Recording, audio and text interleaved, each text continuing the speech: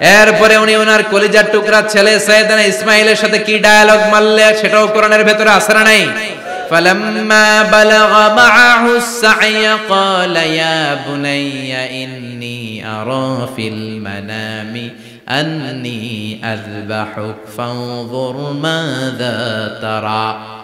তিনি ছেলেরা ডেকে বললেন, ও আমার কলিজার টুকরা ছেলে ইসমাঈল, গত রাতে আমি স্বপ্ন দেখেছি যে আমি তোমাকে জবাই করছি।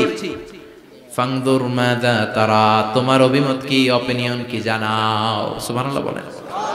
ছেলেরা বললেন, আমি স্বপ্নে দেখেছি তোমারে জবাই করতেছে, তোমার অভিমত কি? আমগরে যদি আমগো আব্বারা কইতাম আমার দেখেন না, বড়টারে দেখছেন।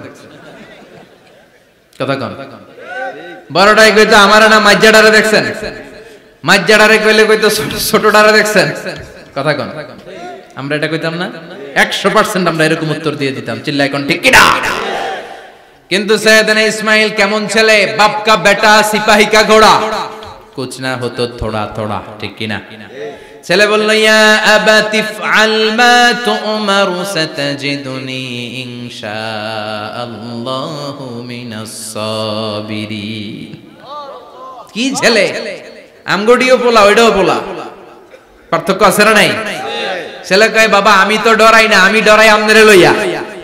আমনে ডরান কিনা, আপনি ভয় পেয়ে যান কিনা ওই টেনশনে আমি আছি। আপনি যে আমার এত মায়া করেন, আপনি যে আমার এত ভালোবাসেন, আমাকে শুইয়ে দিয়ে যে জবাই করবেন, ফিনকি দিয়ে যে রক্ত ছুটবে, আপনি ভয় পেয়ে যান কিনা ওই ভয় আমি পেয়ে যাই। আমার অন্তরে কোনো ভয় নাই। ইয়া আবাতি ফাআল মা তু'মার, বাবা যেমনটা আদিষ্ট হয়েছেন ঠিক তেমন তেমন করেন।